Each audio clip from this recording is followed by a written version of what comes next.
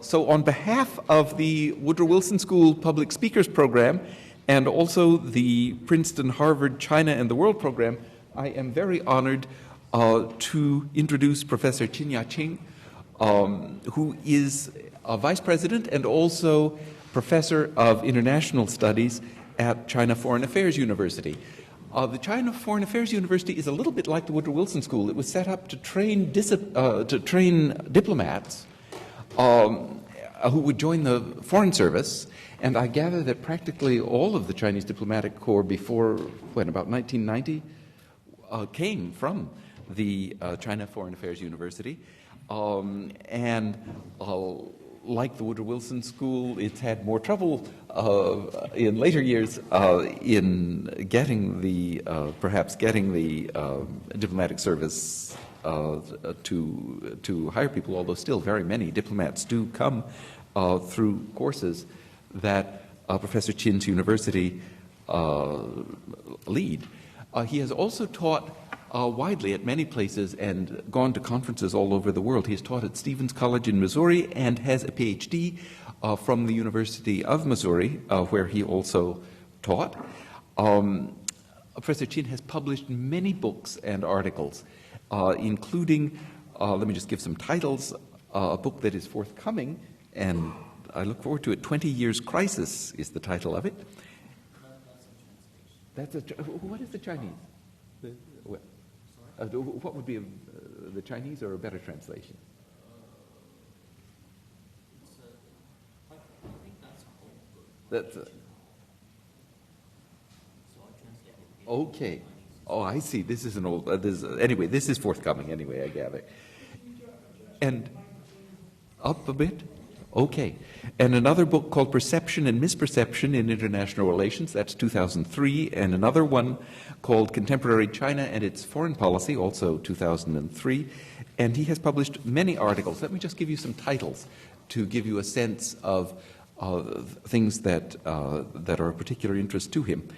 One with a very challenging title, Why is there no Chinese International Relations Theory? And he suggests ways in which some might be developed. Also, nation identity, strategic culture, and security interests.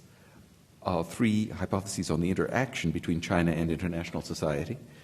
Also, one called Staying on Top, hegemonic maintenance and United States choice of sides in international armed conflicts, 1945 to 1988. So Professor Qin has done theoretical work and also empirical work on Chinese foreign policy, and he is a public intellectual. He is a member of the Chinese Communist Party Congress and an advisor to the Chinese government on international affairs generally. So please join me in expressing a warm welcome to Professor Qin Yaqing.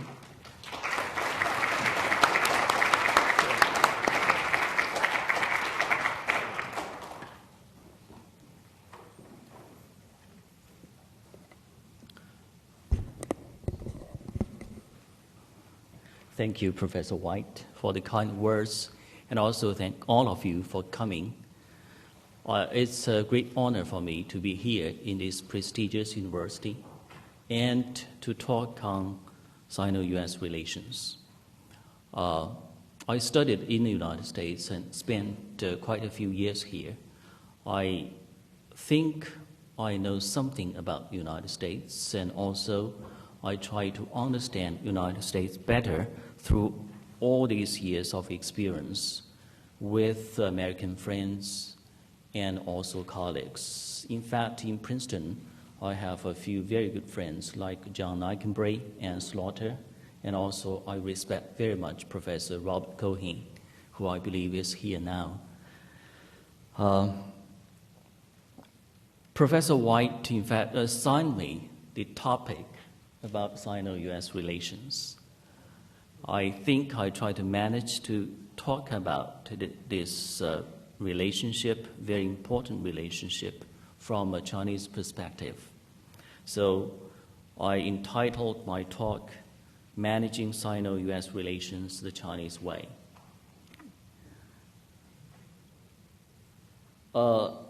I try to put forward three questions. The first is the general trend of Sino-US relations. The second is why do we have this trend, especially for the last 3 decades, that is the years of reform and opening up in China. And the last is why so, what will happen in the future. So let me come to the first thing, that is a very brief history between the two countries, the relations between China and the United States. I try to summarize it as from confrontation to cooperation. You know, from 1949, that was the year when the Chinese Communist Party took over power in China. Immediately after that, China and the United States were deadly foes. We still remember very clearly the Korean War that lasted for 3 years, and millions of people suffered, and many were dead. Chinese side said China won the war. The American side maybe said Americans also won the war. But anyhow, the sufferings and deaths of people there still had a very fresh memory in many people's mind. The second period, I define it as from 56 to 71, still enemies. Because of the split of China and USSR, China has had at that time a little bit different thinking from the first period. But still we had the Vietnam War. China sent volunteers to Vietnam, although not officially. Those people were fighting on the side of the Vietnamese. And then we go to later years. I think after 1971, United States and China were lesser enemies. On the one hand, we see that China and the Soviet Union openly had a split and attacked each other, not only by words, but also we had a border war, which was not a small-scale war, it's a large-scale war. That was in 1969. But divisions of soldiers were put into the war over a tiny island, which could not be seen when the flood was high. And in 1971, Nixon visited China. That was a great opportunity for the two countries to improve relations. But immediately after that, there was the Watergate. So on China's side, it was during the Cultural Revolution, it was very chaotic. So basically, the relations, the door was open, but relations were not developed very much. Then we come to the reform years. I would say we see increasing cooperation between the two countries. China's reform and opening up made it possible for China to reconceptualize the United States as well as the whole world. It was not that hostile. So China and the United States established the diplomatic ties in 1979 during the Carter administration. And after that, the relationship became too good. Suddenly we had this Tiananmen incident in 1989. It seemed that China and the United States became enemies again.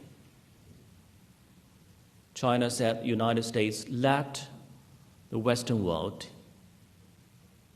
in the major campaign against China. And the U.S. definitely criticized China for its crackdown on the students. So we move on. In 1997, in fact, President Clinton declared that the two countries were moving toward a constructive strategic partnership. Suddenly it seemed that we moved from enemies to friends again. We have all these question marks, all these uncertainties there. Then President Bush came into the White House, and he said, no, we are not strategic partners, we are strategic competitors. I still remember very clearly when, at that time, Secretary of State Colin Powell visited China. A lot of questions were directed to him. Mainly the questions was, what do you explain? How can you explain this strategic competitor? Does it mean an enemy? Does it mean a rival or anything else? His explanation, I was there, were still quite clear now. He said, because the relationship between our two countries is too complicated, too complex, so that we cannot use two words like strategic partnership to explain it. We have to use something else. That's strategic competitor. Still two words. And later, suddenly we had September 11. And there was a turning for the relations between the two countries, and that now we define it as cooperative partners. Is that a reality? Perhaps. But still we have a lot of things there. We have these uncertainties, we have these doubts, we have this suspicion, and so on. Goes always with the relationship between the two countries. But on the whole, what we have seen an incremental and gradual cooperative pattern in the relationship between the two countries. Let me focus on the relations since 1979. 1979 was the year China started to open itself up to the world, and also China had a huge reform drive inside the country. 1980s, it seems to me, as I said, the relations were too good. I may call it honey decade. Seems many people said China and US are quasi-allies. We had a common threat, the Soviet Union was there, and politicians and the strategists like Kissinger and other people wanted to set up a triangular relationship to balance each other. Then we have specific actions like August 17 communique concerns about arms sales to Taiwan, basically in favor of the mainland. A lot of high-level visits by Zhao Ziyang, Chinese Premier, Reagan, many other people. Economic relations, trade and FDI increased tremendously between the two countries. In 1979, we had a trade volume altogether $2.5 billion US dollars. But by the end of the decade, we had almost 13 billion. Huge increase. Every year, US FDI increased during this decade by 45 to 50%. US was the number one FDI provider to China, and Japan was the second. But then we have 1990s. The turning point was 1989 Tiananmen incident. 1990s, full of ups and downs between China and US relations. We had major crises in the last 3 decades, mainly during this period of time. 1995 to 6, crisis over Taiwan Strait. I will mention that later. That was a very dangerous time. I think Professor White knows it very well. Threat of forces were used by both sides, United States and China. And people were talking about the possible war between these two countries. 1999, bombing of the Chinese embassy in Yugoslavia. China, the whole country was on fire. and 2001 EP3, the collision of the airplanes. So all these crises, except for one, but that EP3, that is 2001, mainly they happened during that period of time, 1990s. So when we look back at 1990s, we had a lot of worries. I will come back for those crises later. But anyhow, then we move to 2000, we see a spiral of cooperation and a steadier relationship between our two countries. As I said, September 11 was a very important turning point. An opening was there for increasing cooperation. China immediately almost joined in the anti-terrorist war, supporting the United States and providing cooperation in this field. And gradually, the cooperation between the two countries goes beyond the bilateral relations. The two countries have begun to talk about many global issues. And they have institutionalized the mechanisms for communication. The most important was the strategic dialogue at a high level.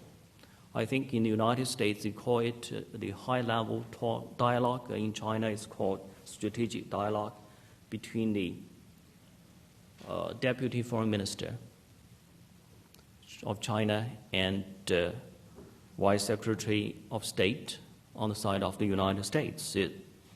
The talks were very helpful, and later on this model, we have initiated a very important, larger scale strategic dialogue, that is the economic strategic dialogue, recently.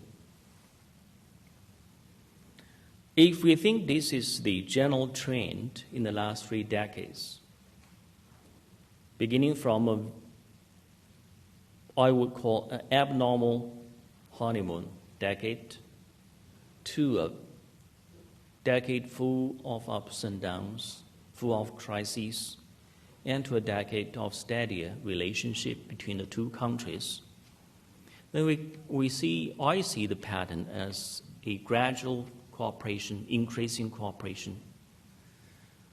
And then we have this puzzle.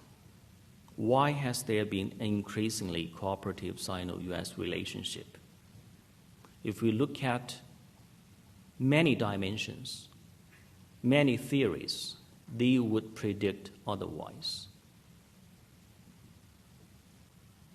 Let me just give you a few. Historically, enemy legacy, 1840 to 1949, from the Opium War to the establishment of the People's Republic of China, the United States was taken basically as one of the 8 countries that invaded China. The enemy role, 49 to 78, when the Communist Party took over the power, the United States was taken as basically an enemy, a number one enemy, in fact.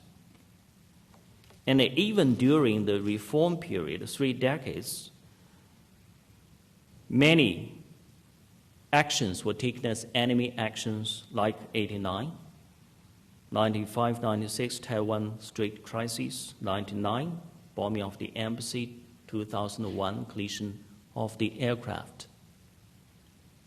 Okay, so historically, it seemed that the two countries, especially in recent history, more especially in the history of the 50 years of communist rule in China, relationship was not good. The role structure is an enemy structure. Then we come to some IR theory. Structurally, we all know that structural realism argues there should be structural conflict over hegemony. U.S. as the existing hegemon and China as a rising challenger. And on both sides, inside the United States, inside China, we do have people argue for this.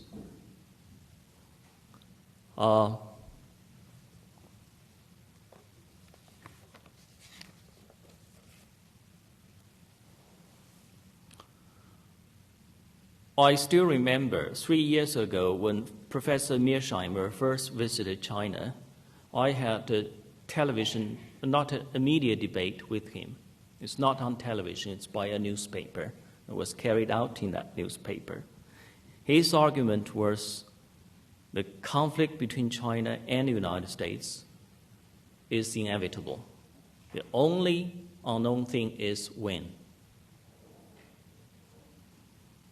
I argue against him, saying that we can avoid the conflict. I think my argument is very much like what John Eikenbrain wrote in his recent article in Foreign Affairs.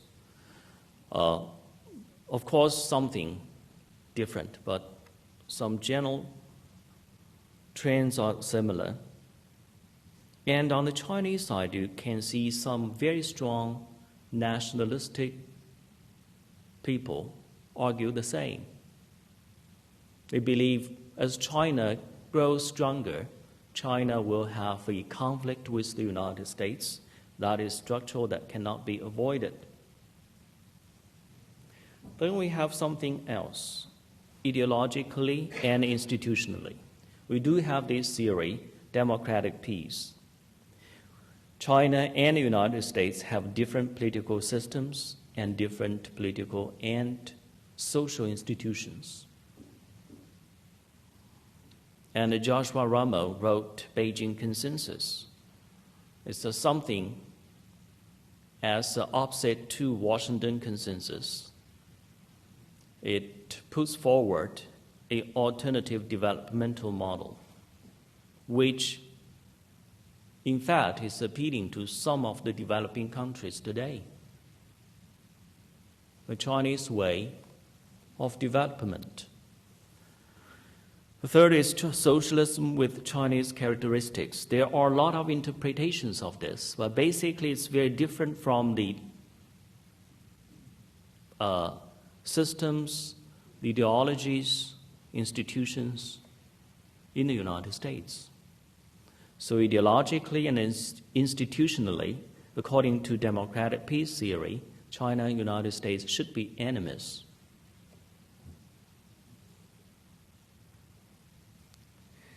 So the logical and theoretical prediction is inevitable conflict. I still remember a few years ago, 2 American intellectuals wrote a book called The Coming Conflict with China, Bernstein and Monroe. They predicted the inevitable conflict between these 2 major countries. Many other people, not only these 2 intellectuals, some political scientists, some policymakers, newcomers. On the Chinese side, it's very similar.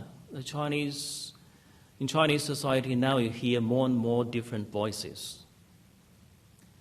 You can hear Chinese professors say China will first have a conflict at the regional level with Japan, and then at the global level with the United States.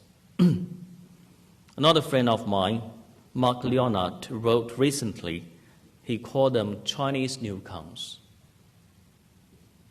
But he continued to say the Chinese government is going to take this new position, which I don't agree, but we do have very radical conservative nationalistic people in China who argue that there will inevitably be a conflict between China and other major powers in the world. So what is the Chinese way? If we look back at the 3 decades, especially the last decade, I think the Chinese way is very simple. That is persistent cooperation.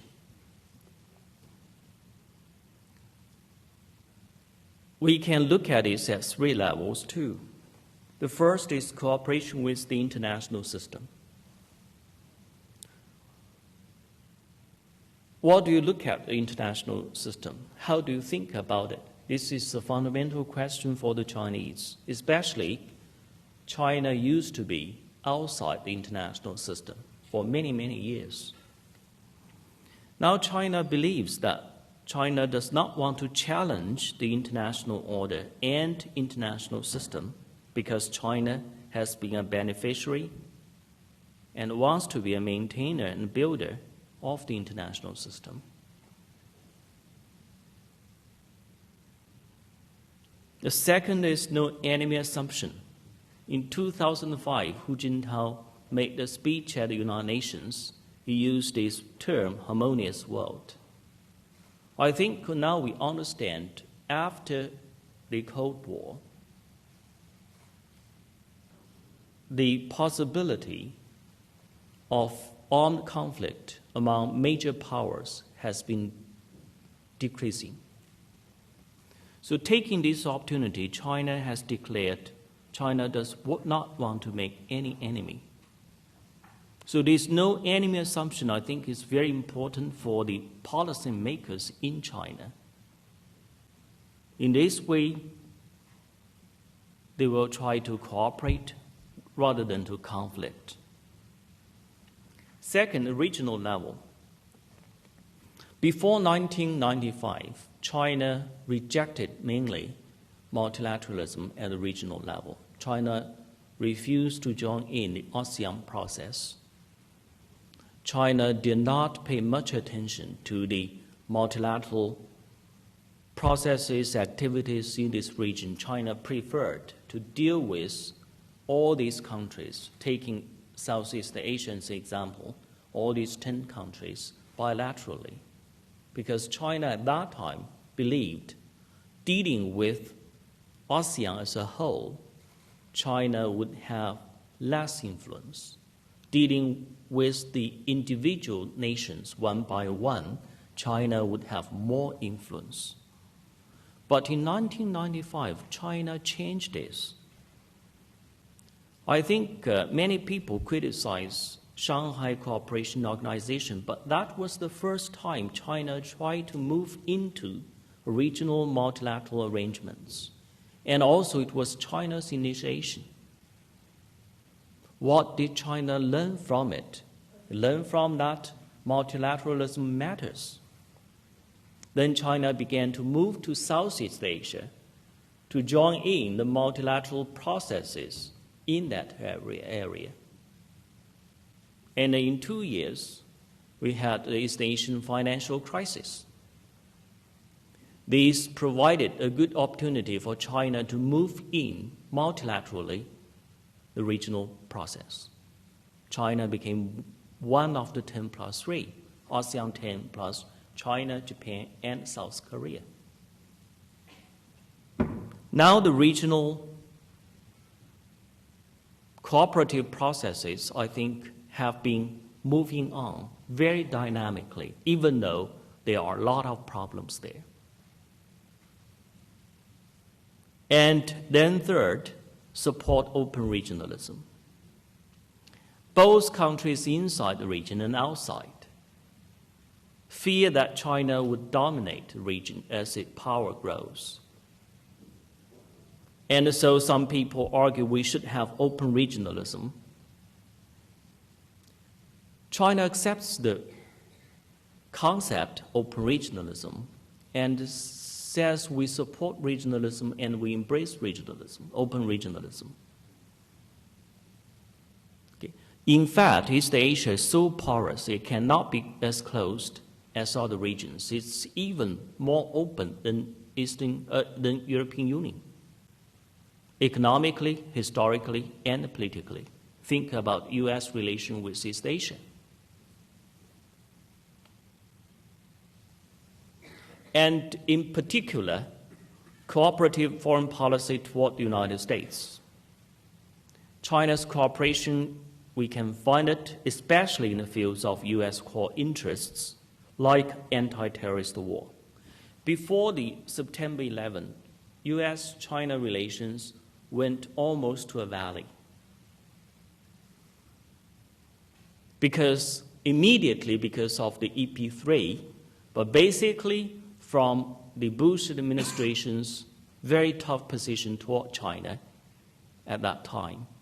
Seems that Bush changed the Clinton administration's policy toward China and moved in some other direction. But the anti-terrorist war provided a good opportunity for the two countries to come back to cooperation. The second, Korean nuclear crisis, the six-party talks. Don't want to dwell on that. I think everybody knows about it.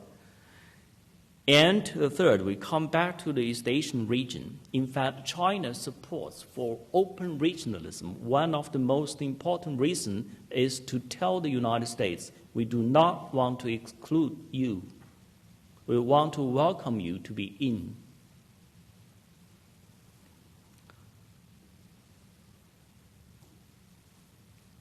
The fourth one is very pragmatic diplomacy for crisis management. In fact, if you think about China and the United States, I think one thing in our traditions is common. That is pragmatism. China's diplomacy in the last 10 years has been very, very pragmatic. Except for a few things. We know that, Taiwan and so on. Even for Taiwan, the first one is Taiwan. Let me use this example. 1995-96. That was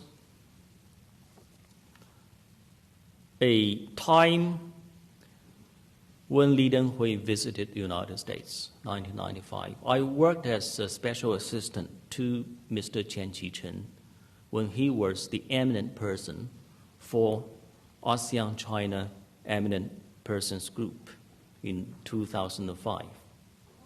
And he told me, in fact, when he was in the United States, the U.S. high-ranking official, I think it was Secretary of State Christopher at that time, that the United States would not issue visa to Li Denghui because Li Denghui wanted to visit Cornell, which I'm going to visit in 2 days' time. And China, when Chen Qichen was back in Beijing, suddenly the news came that Li Denghui got the visa. And the Chinese were very angry. So China began to test missiles in the Taiwan area. It was a threat of force. Everybody knows that. And the United States sent ships to the area, in fact, aircraft carriers to the area. Sent the first one to the waters near Taiwan, second one to the place near the Philippines.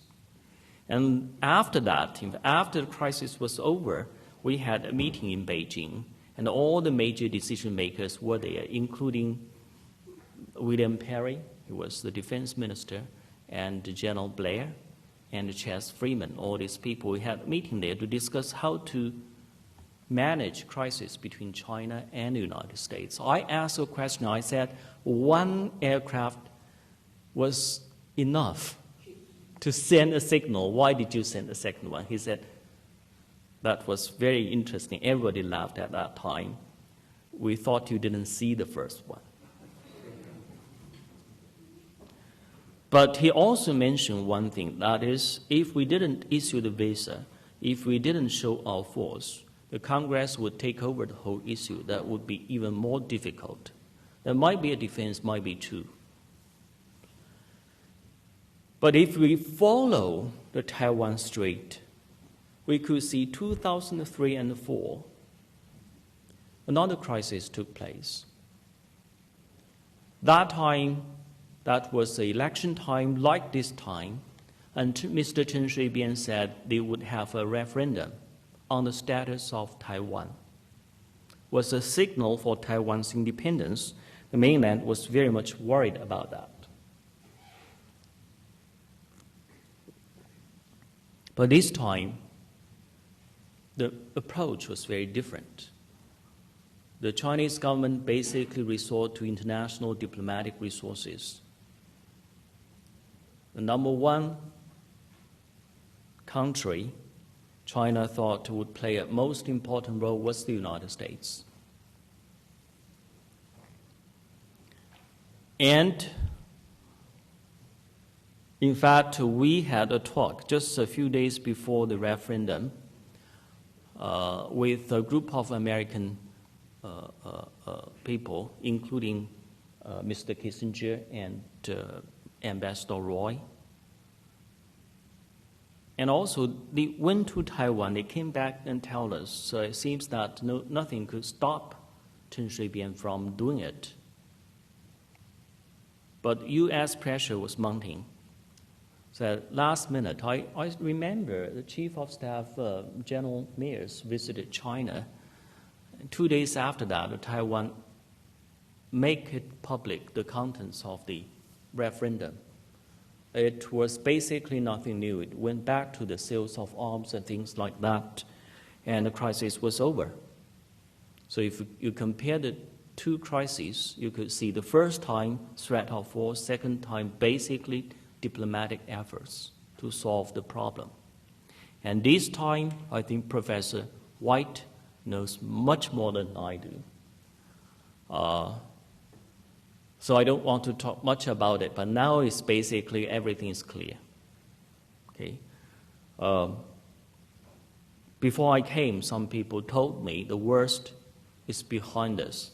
I agree in principle with this judgment.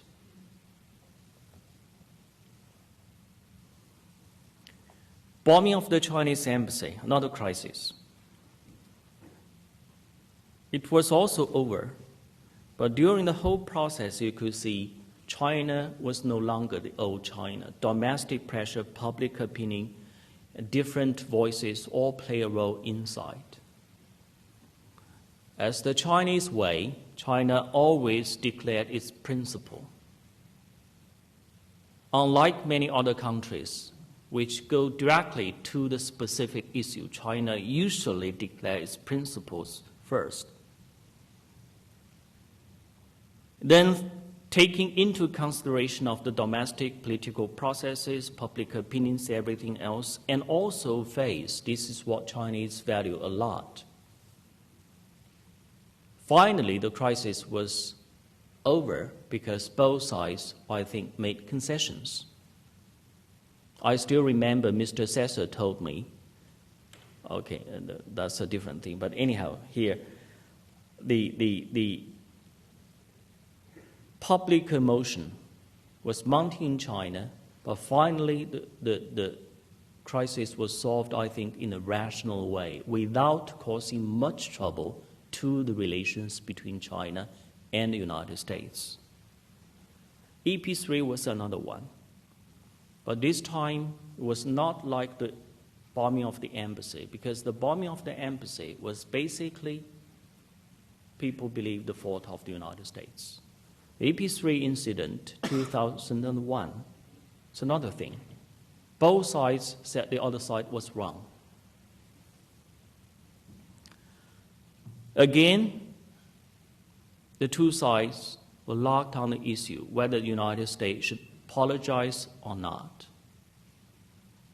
I think Ambassador Brewer thought out a way. That is sorry, not apologize. Be sorry is okay. The Chinese accepted, saved its face, and the crisis was over. If you look at these last two crises, you could see on the Chinese side, it did not want to escalate it into a major conflict. I don't think the United States wanted to do that. So the two sides try to find ways out, both acceptable to the domestic people and the other side. The more important thing is that since 2001, there has been no serious crisis between China and the United States. We still have a lot of problems, but major crisis, no. That's a good sign.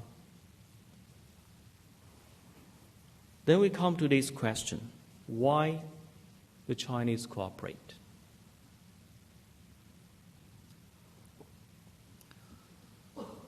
During my talk conferences, and including recently, I co-edited a book with two Australian scholars at Australian National University. Usually the question is, yes, China has cooperated, basically, but this cooperation is a tactical maneuver or a fundamental change. I tell you, this joint research project we did with Australian National University. We had scholars from China, scholars from Australia, and New Zealand, the three countries mainly. The Chinese scholars were much more optimistic.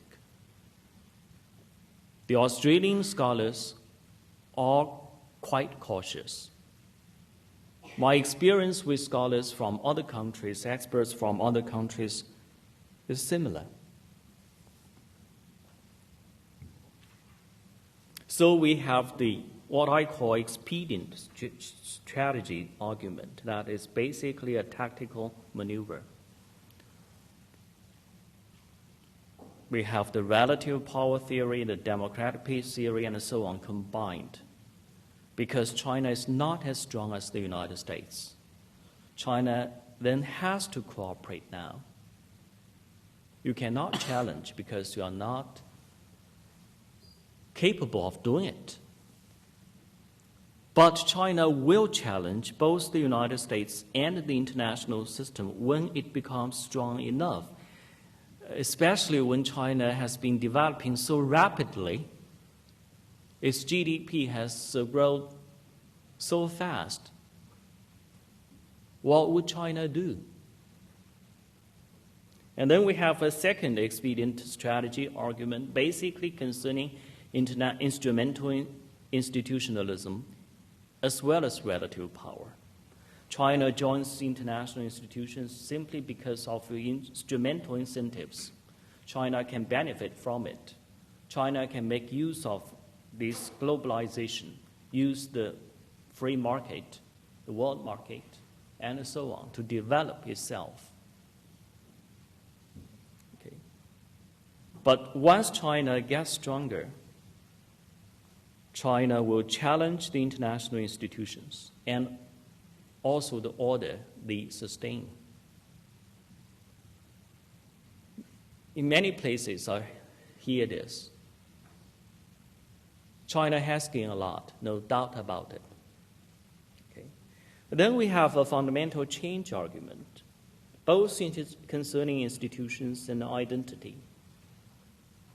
On the one hand, we do see China has gained a lot from joining the international system, joining WTO, joining the international financial system, and so on. And relative power calculation, China knows it's not strong enough to challenge the United States. That's the interest part and also the instrumental part. But on the other hand, when China joins in the dynamic and transforming processes of the international system, the regional processes as well, what would happen to China? Only in instrumental calculations? I don't believe so. I think at the same time, it makes China redefine its national identity and reconstruct its strategic culture and even reconsider its security interests. So the instrumental calculation and the identity change go hand in hand. Very often you cannot separate them. Maybe the first motivation is interest calculation. But once you jumped into this process, it's very hard for you to get out. Maybe you get out with a new identity. This is what I argue. I think many Chinese argue in this way because they have seen the great changes inside China. They have seen the great changes outside China. So they live it, they feel it.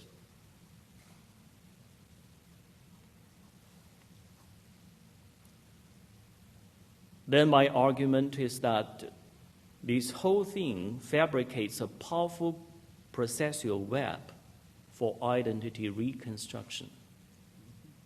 Even though sometimes it's very tough, it meets a lot of resistance. But once you open yourself up, you join in this process, you are not the old self.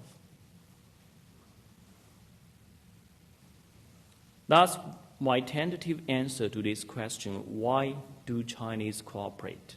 National interest calculation and fundamental change in China's identity, from basically a revolutionary outsider to a supporter and defender of the international system in the process of joining the international community. Even though we hear a lot of voices inside China arguing against it, but we see the mainstream and also the policy China has made in the last 3 decades, especially last decade, seems to be like this.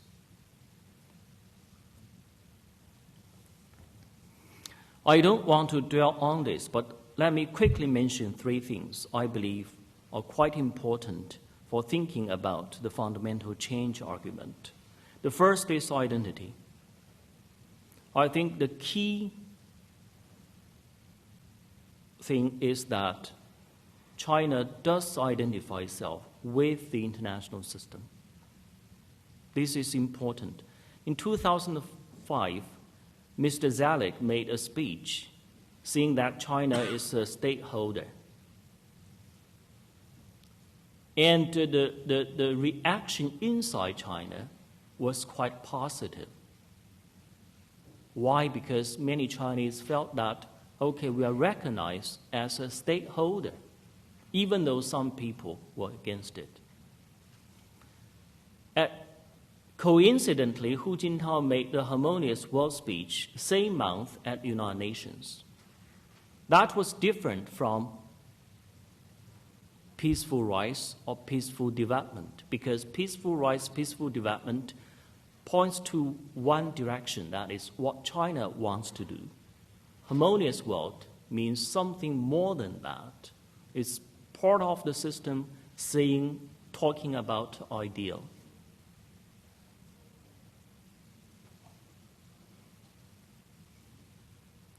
And let me move on to strategic culture. This is an argument, this is a concept made by Ian Johnston, in fact.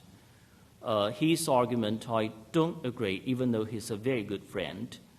He argues that China's strategic culture has been basically a realistic one, a realpolitik one, arguing for very strong use of force and so on. But I think China's strategic culture has been experiencing a reconstruction. If we define strategic cultures in 2 ways, conflictual strategic culture and cooperative strategic culture, I think China has been moving toward the second.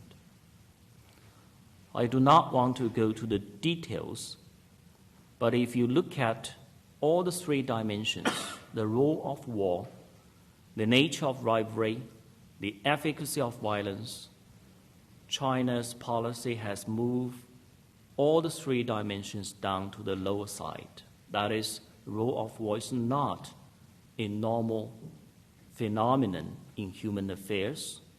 The nature of rivalry is not zero-sum, and the violence is not that effective.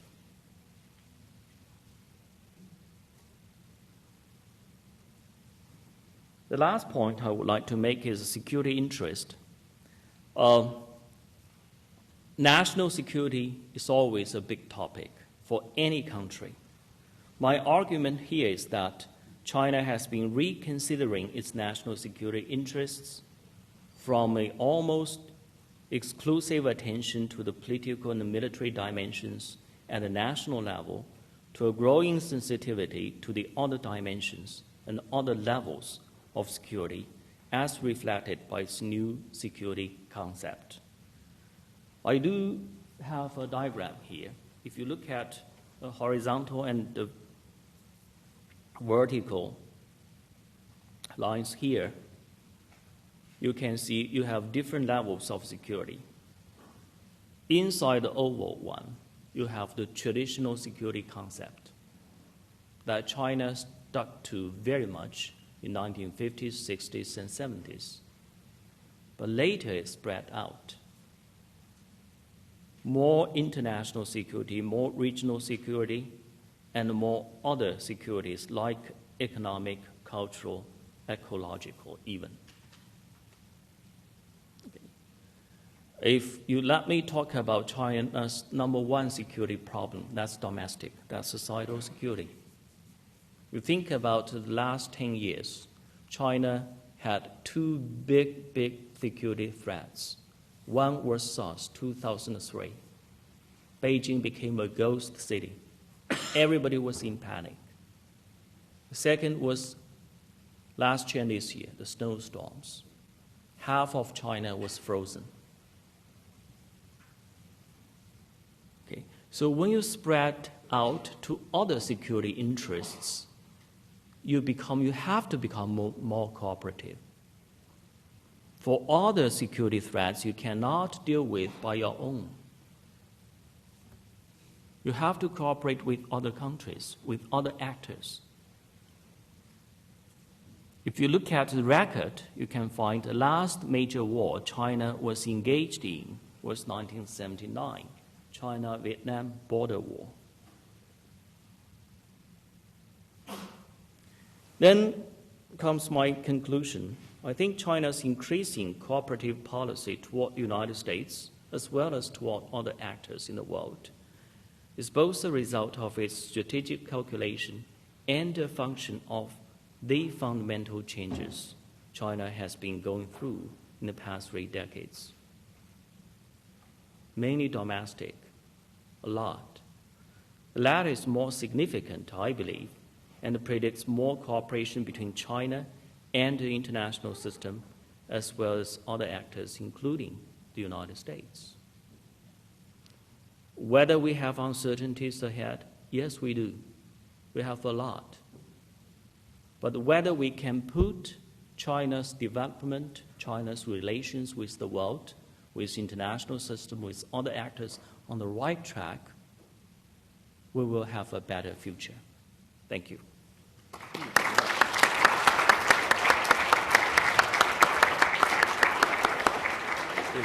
Thank you. A wonderful talk on a topic that could not be more important. Professor Chin has described the ups and downs, the roller coaster of China's relations with the world and especially with the United States. The lights go up and down quite a lot around here. But then ways of stabilizing it, the way the lights were stabilized later. He has suggested ideological and identity change as a means for this. And, of course, it's question time now. Some of you may ask what U.S. policies would abet that kind of change. I don't know whether you've seen Ian Johnston's new book called Social States, also Princeton University Press, which is much more along your current line and really different from his earlier book. Ian, incidentally, will be here on April 2nd, also giving a talk. Anyway, whatever you want to ask, please identify yourself and ask a question rather than make a speech, as I have just done, and so that we can have a ping pong of questions. Danielle.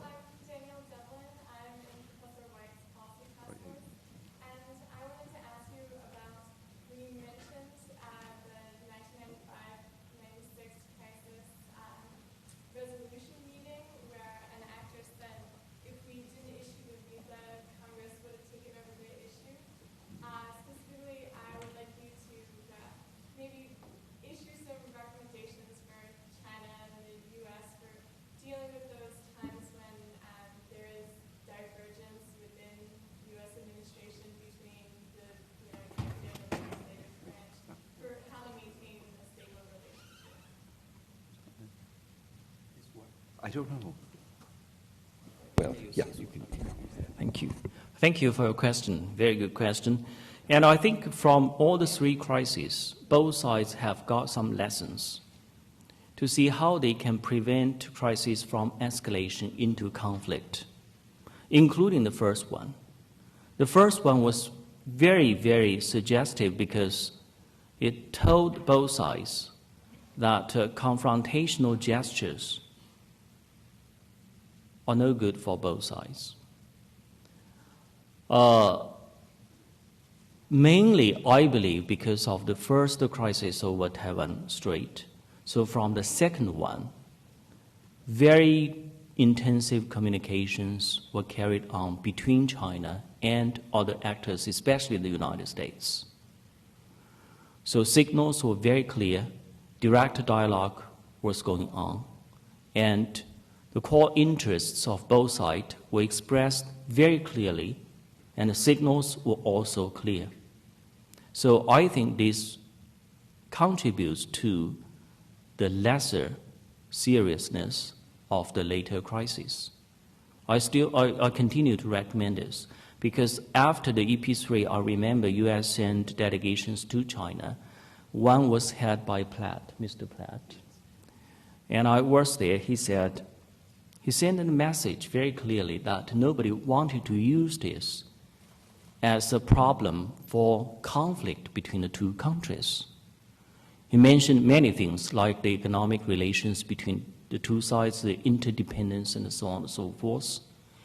I think at the same time, China expressed its signal very clearly that China did not want to use it as a major issue for conflict. So the communication, both through track 2 and at right time, track 1, are most important for conflict resolution. Thank you.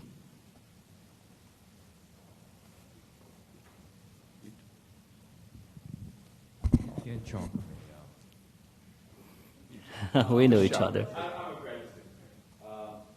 So basically, from your presentation, the sense that you've given us is that U.S.-China relations are on a very stable track. Everything seems to be going very well.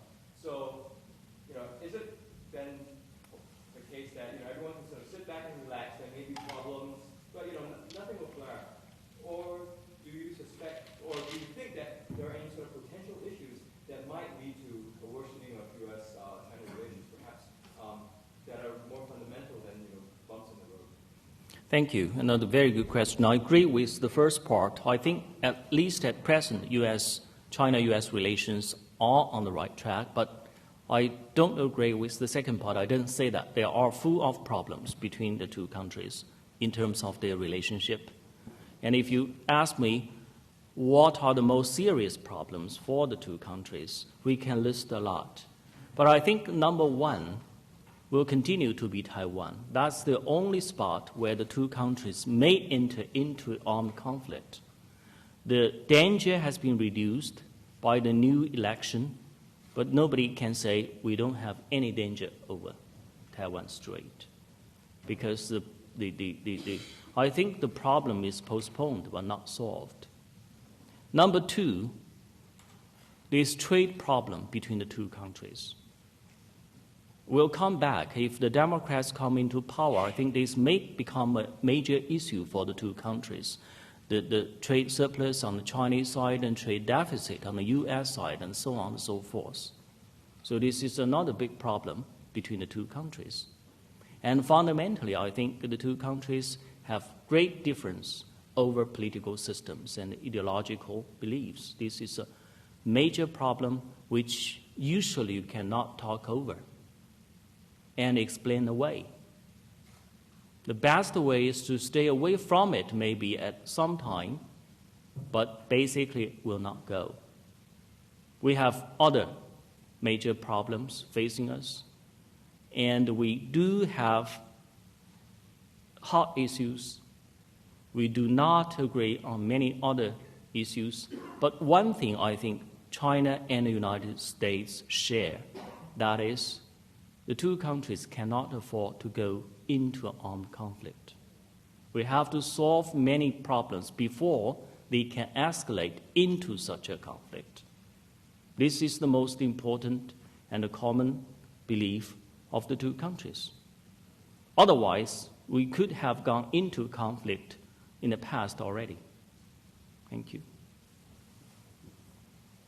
Yeah, I want to ask, sort of moving from the international to the domestic, but you talked about participation in international organizations, foreign relations as a path towards identity change, towards more towards cooperation, less use of coercive force.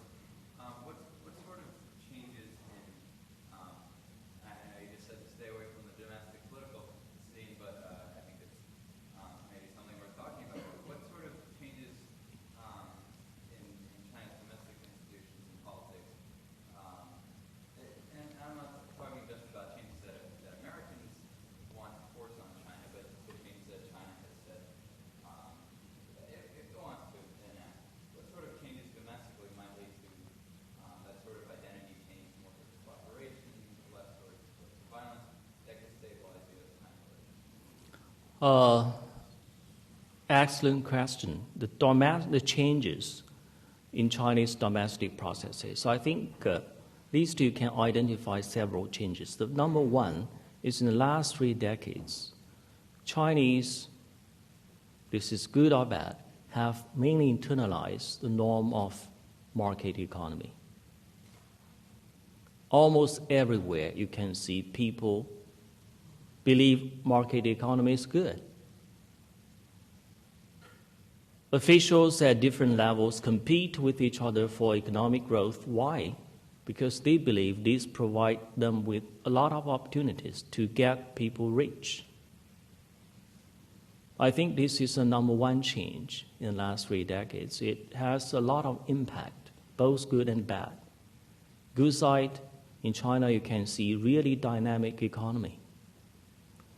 Private enterprises, other enterprises, joint ventures, foreign enterprises, and so on. In China, many people say everything is made in China, but in fact, I would like to change that into everything is assembled in China, because China gets parts from many different countries, mainly the East Asian countries. China's trade deficit with ASEAN countries is roughly China's surplus with the United States.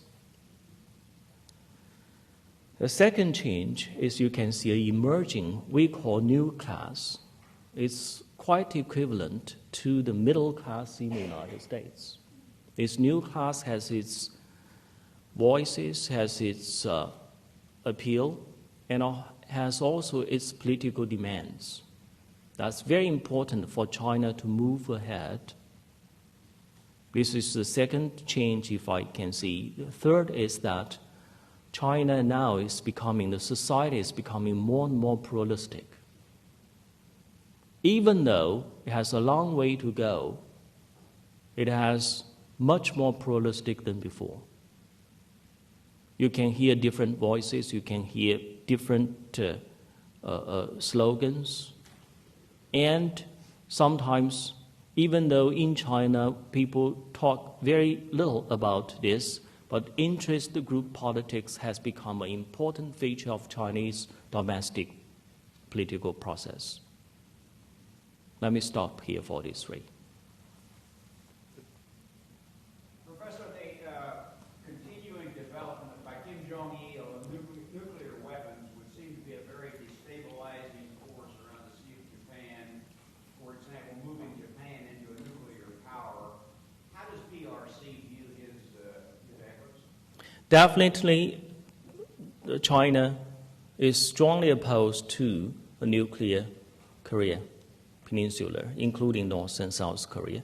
And China, in fact, I think has played a very important role in bringing all the parties to the negotiating table to discuss this. China, for the first time, I think, issued a very strong statement against North Korea's nuclear program and North Korea's launching of missiles.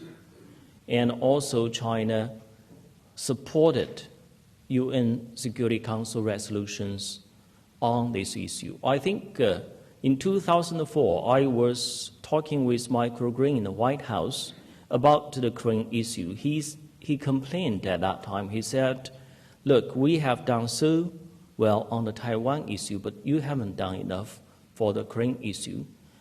But in due time, people see that the whole thing has begun to turn for the better. Now I think North Korea is talking with the United States directly on this issue. So I think for the nuclear North Korea, China's position is clear, no. For the nuclear arms race in East Asia, including Japan, South Korea, and maybe Taiwan, China's position is also very clear, no. Thank you.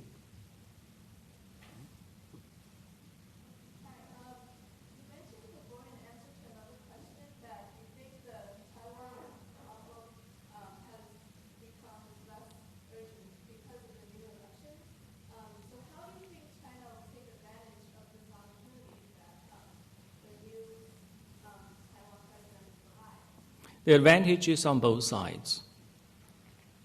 China, I think, wants to maintain a stable Taiwan Strait. The stability there is very important for China.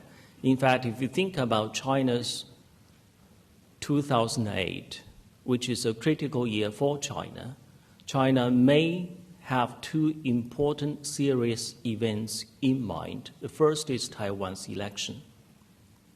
In fact, last few months, there were a lot of talks on this, conferences, negotiations, and so on, to see how to prevent the unexpected result. In fact, I think on China's side, the election of Mr. Ma Ying-jeou would have a great advantage, that is, the independent issue will come down. And the status quo of Taiwan Strait will be maintained if nothing unexpected occurs. On the Taiwan side, I think Taiwan could make full use of this opportunity to do at least two things. One is to get onto the boat of the very dynamic economic growth of the mainland.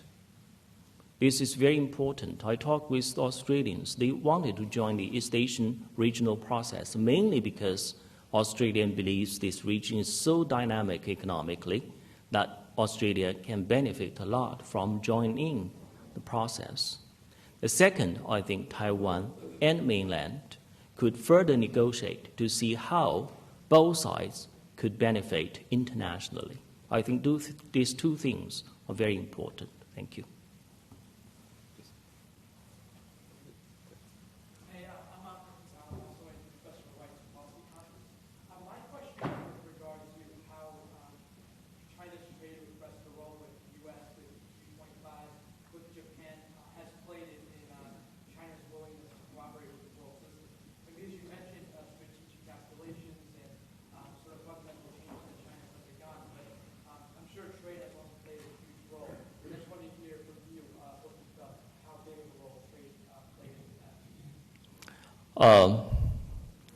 China has benefited from the world free trade system a lot, in fact.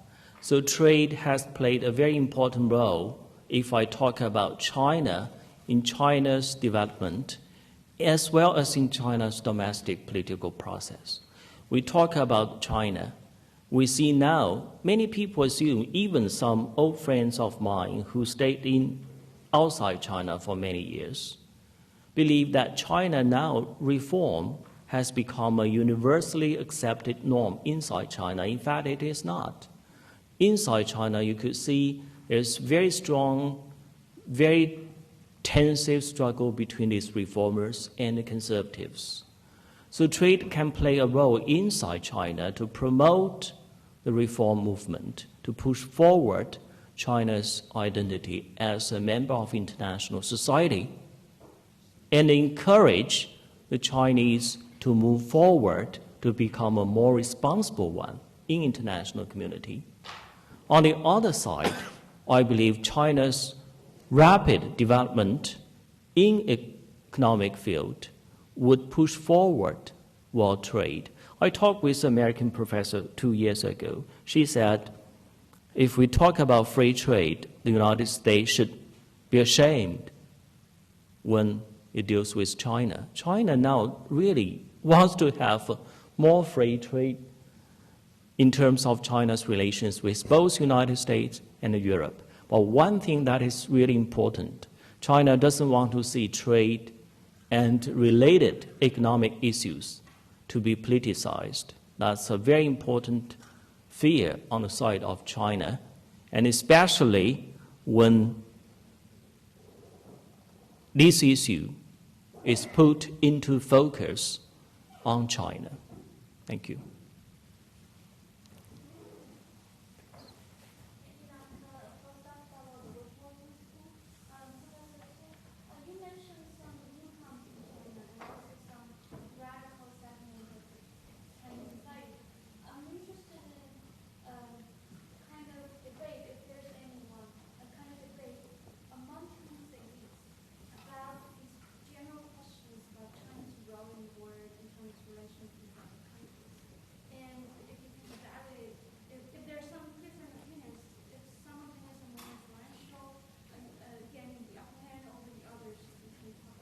Yes, it's a very well-structured question, in fact.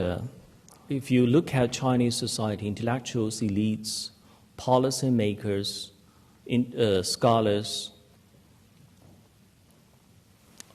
some people like to use American terms. They call liberals and conservatives. I would like to use cooperationists and radicals. I do not want to mention names, but as China is growing, there is a rising nationalism inside the country, no doubt about it. Nationalism sometimes is necessary because you want to have a nation-building process. You do need some nationalism to sustain it. But if nationalism goes to the extreme, it would be extremely dangerous. If you look at China-Japan relations in the past few years, 7 years, I think part of the problem, important part of the problem, is nationalism on both sides. Okay. If you have narrow-minded, irrational nationalism, if that kind of nationalism gets the upper hand, the whole thing would become a mess. Inside China, in the circles of international relations, basically you can see, I think the mainstream is cooperationalists. They want to cooperate. They want to enter into an international system. They want to advocate that China has more room for cooperation with other major powers and other actors in international community. But you do see other people who argue strongly for a nationalistic feeling. Some people even argue for China's hegemony in the world in the future. And prepare for that, you have to build up strong nationalism. They publish in journals and so on. Even though there are very few people talking about this, but they get some ready echo from parts of Chinese society because, China is facing a very difficult time domestically. Unemployment, environmental problem, health issues, educational issues, all these things come together. So sometimes you can see, not because they believe, they advocate for radical, hostile attitude toward the world is shared by these people, but their radical emotion is shared. So sometimes this becomes quite dangerous. That's why some Chinese have written extensively to argue for a broad-minded internationalism rather than a narrow-minded nationalism. So we do see the argument going on in China in domestic politics.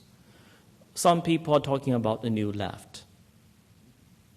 I know in many countries, in the United States, in the universities along the eastern coast, New Left seems to be quite popular among many. In China, New Left is not wrong because they focus people's attention on the unemployment, on the widening gap between the rich and the poor, and so on and so forth. But if you think about the policy consequences, it could be very dangerous because the policy consequences to make China back to the old era, 1950s and 60s. This is what the mainstream intellectuals will not accept. Okay? So if you be careful about Chinese websites, Chinese journals, you could see these people have been arguing against each other all the time. But the policy-wise, I think the mainstream is still cooperative, is still trying to cooperate with international society. That's the important part. The most important thing is to keep this track on. Thank you. My name is Katie, and I'm a student at Professor White's Policy Conference. I'm wondering what your thoughts are on how China is responding to pressures to democratize, and also what is your opinion of how the U.S.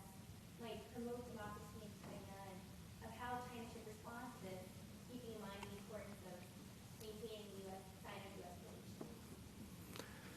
Good question. Democracy is a universal value. It's good. Nobody denies that. That's the first important principle. And in fact, a few months ago, last year or the year before last, I forget, a friend of mine wrote an article. It's a very popular article. The title is Democracy is a Good Thing. Yaqing, right. Many of you, I think, know of him. It got quite ready echo from Chinese society. This is the first thing. Second thing, I believe, democracy grows from inside. If people feel democracy is imposed on it, they don't like it. People can promote it out from outside, people can encourage it, but the fundamental thing is that democracy grows from inside. The third, I always argue, if you look at all the democracies in the world, they follow different approaches and different models. There is no universal model for democracy. You look at East Asia, look at other parts of the world. Even the United States is different from Britain in its system. So how can you approach democracy? How can you make yourself democratic eventually? This is what people should choose. The last one is that I don't think for Chinese democracy means mainly two things. The first, I agree, democracy must have election. Okay. Second, democracy is a process with consultation. For Chinese now, mass election, I don't think that's appropriate. Because the democratizing process is full of instabilities. For such a huge country, what should we do? Consultation, the other part of democracy, is moving on. I think, according to the Party Congress, China will start intra-party democracy first. I still watch what that is going to mean. But on the whole, if you stay in China, if you live there for a few years, as I attended a conference a few weeks ago when people were arguing about China's democratization, one person from Germany said China should have election maybe next day or something. Other person from Finland, she said she's optimistic about China's democracy, but she believes China's democracy, the approach of China to democracy is incremental. I share that idea. Thank you. Professor Ching, my name is Dan Croft. I taught for you at the Foreign Affairs College. Yes, your face looks so familiar, so I know both of you there. And we were there in 1995, 96. Yes. Years in Taiwan, thus, but that didn't mar our experience. We had a remarkable time. You treated us most hospitably, and we look back at it as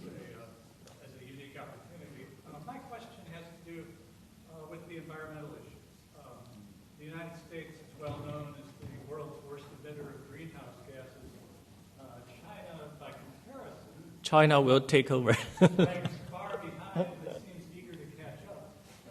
Is there some opportunity here for these two countries to, you might say, find some common ground in cleaning up their act and addressing what many feel is now an overarching problem that faces not just these two countries but the whole world in the 21st century?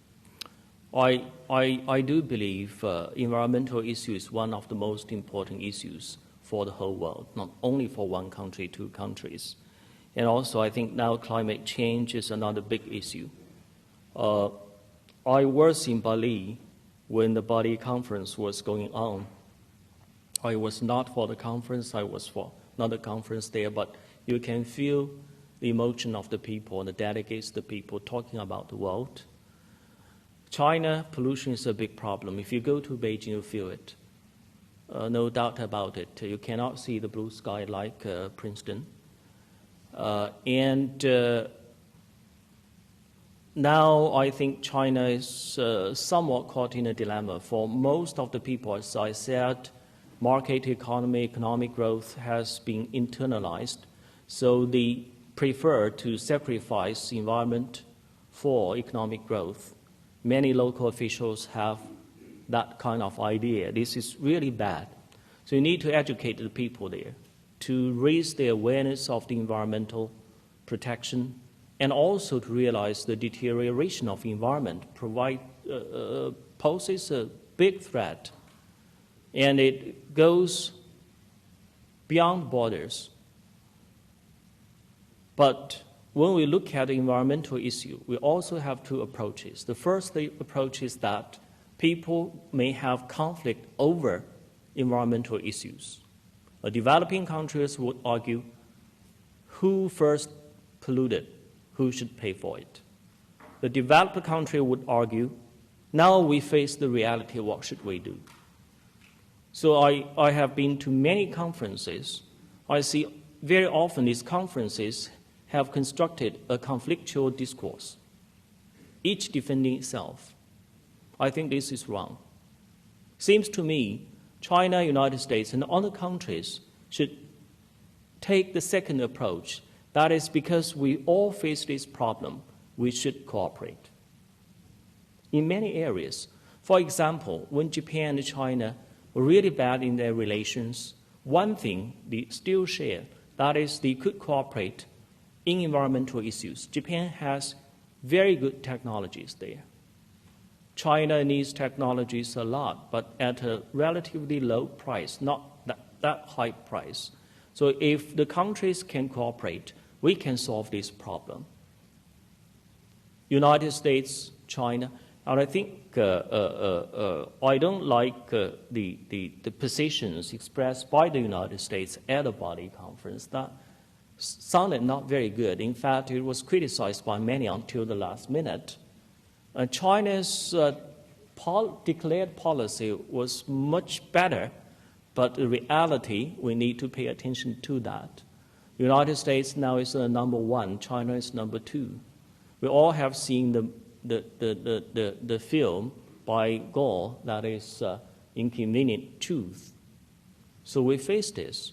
If we identify the threats in the next few decades to the humankind, one of the most serious is climate change and environmental deterioration. China and United States are two major countries representing developing countries, developed countries. We need to find common grounds. But where needs the exploration? China may not be the only country that needs some identity change. That's right, I think so. Sir? Professor Chin, I want to thank you for giving us the historic perspective of our relationships over a long period of time. I've never been too sure about what role the U.S. played when the other foreign powers, including the U.S., were not treating China correctly and were taking advantage of it. But certainly, in your perspective, there was a period when we did stand together to defeat the Japanese. I didn't see too much of that in your analysis there, but it seemed to me when